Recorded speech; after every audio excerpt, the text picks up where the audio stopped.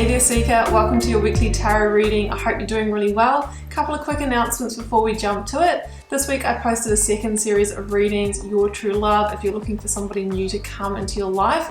I'll post the playlist up here for you. Also don't forget to drop me a like and a comment, guys, if you like the videos that I do make. It makes such a difference as to who gets to see them and how far they travel. Also hit the subscribe button if you'd like to be regularly notified when I upload videos, which is really regularly. Also do try to interact with all of you in the comments section. If you want a personal reading, you can arrange that through my website. I also absolutely love connecting with you guys that way as well. So let's head to your weekly tarot reading to see what may be on the cards for you this week.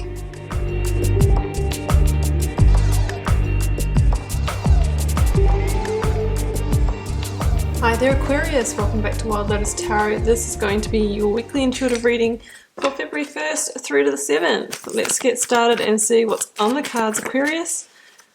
Working with the Work Your Light Oracle here, and then we'll draw your lead tarot card from the Moonchild Tarot before getting out the tarot positions with the Rider-Waite and the Starchild Tarot. Pleiades, double mission, channeling and uplifting humanity.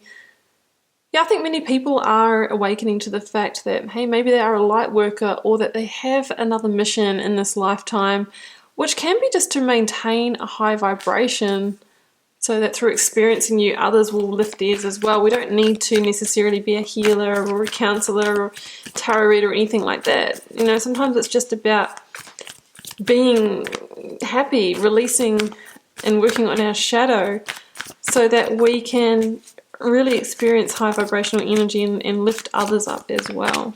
That's what it means to me. And yes, this one just came out for Libra. Just say yes. So if you came to this reading wanting a yes or no answer, Aquarius, this could be the green light to move forward. And it generally says don't overthink it. Otherwise, we're going for what the head wants rather than the heart. What does it feel like when you think about the possibility of moving forward with whatever it is that you're wanting this answer to? Go with how it feels in the body. Does it feel expansive and exciting? Or does it make you feel constricted and in fear? The body will give us all of the indications that we need to make good decisions.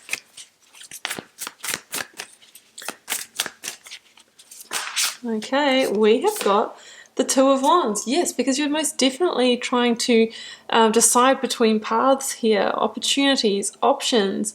This can be the Life in Review card, and it says that you are potentially getting ready to leave a comfort zone or to leave something behind in order to claim a more passionate opportunity, something that lights you up, something that is going to broaden your horizons. It can be travel for some of you, it can be relocation. We'll see what else comes up. I ask you to take a bit of a leap beyond the comfort zone in order to claim it. So let's go to the tarot energy of the recent past. Leading up till now, transitional energy, guys. Sometimes we have to move away to move towards. Current or focus energy, please.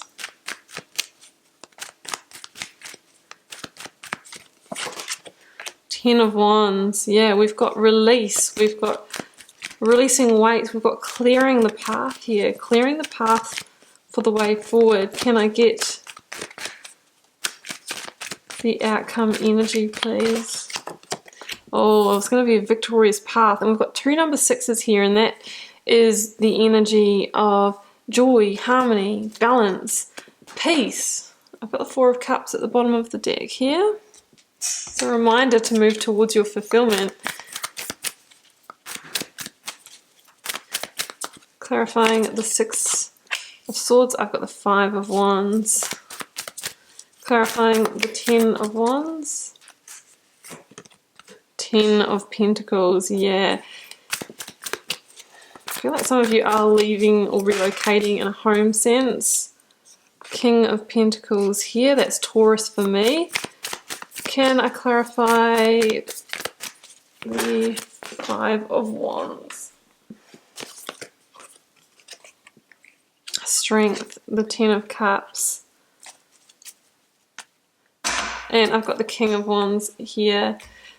Yeah, that's really interesting, guys. You've got two Leo indicators now with the King of Wands and the Strength card, so you might be dealing with a Leo. And of course, on the 28th of January, which has just been, we had the full moon in Leo, and that is a real time for for releasing, for transition. So there could have been something that was initiated around that time. That's kind of what I'm feeling here. And with the King of Wands, it's about really bold forward movement. It's that fire energy. It's they're taking the initiative to say yes to something, to leap beyond your comfort zone is what I'm really feeling here. And if I just bring in this energy here, I feel like some of you have needed to move away from a situation that has kind of gotten to the point where there's either a complacency, an apathy, or a boredom, or you're just not being able to connect with it anymore. And it can be a comfort zone, so it's hard to leave behind.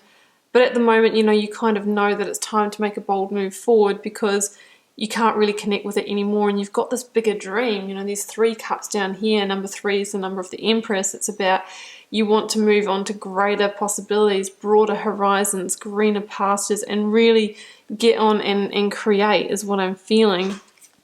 So in the recent past here, 6 of Swords, 5 of Wands, Strength, and 10 of Cups. So yeah, there's conflict energy here. The 5 of Wands could be the conflict around the do I or don't I make this transition. Obviously we're going to need a certain amount of strength and courage to move forward boldly, beyond the comfort zone here.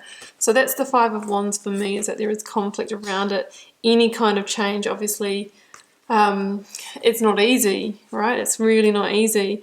So the Strength card says it's time to listen to heart, not head, like we talked about with the Yes card, because the lion here can represent the ego that gets out of control, and the ego wants to keep us safe, and it often does that by keeping us small, by limiting our possibilities, by keeping us where we are. So that's why we're asked to kind of coax this under control so we can let the higher self, our soul, our true purpose, our true mission speak through. And that is when we can really make the best decision for ourselves to transition, right? I feel like the 10 of Cups is indicative of where we want to get to. It's the foreshadowing of that victory here.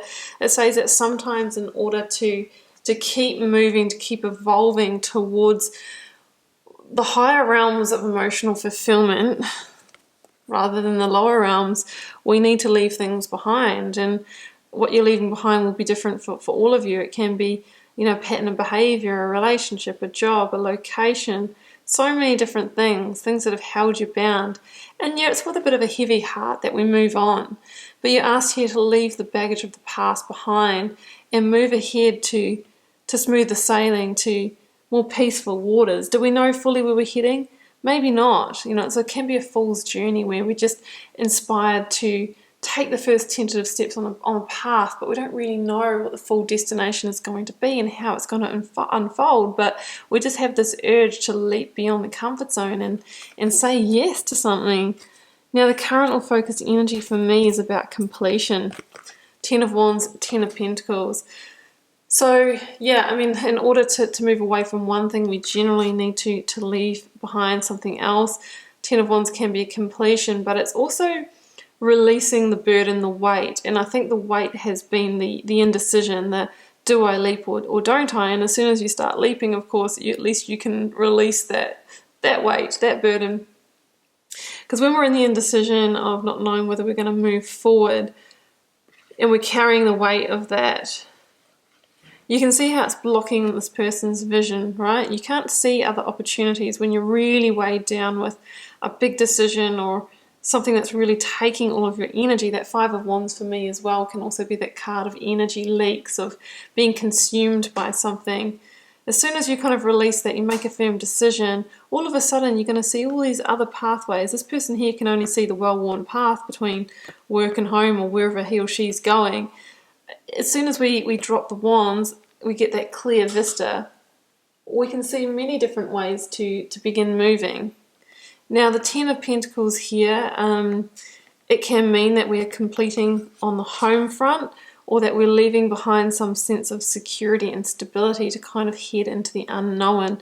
Yeah, it can be releasing a home, relocation. It can be maybe in some kind of investment that kind of came to maturity as well, or that needed to before we could move on.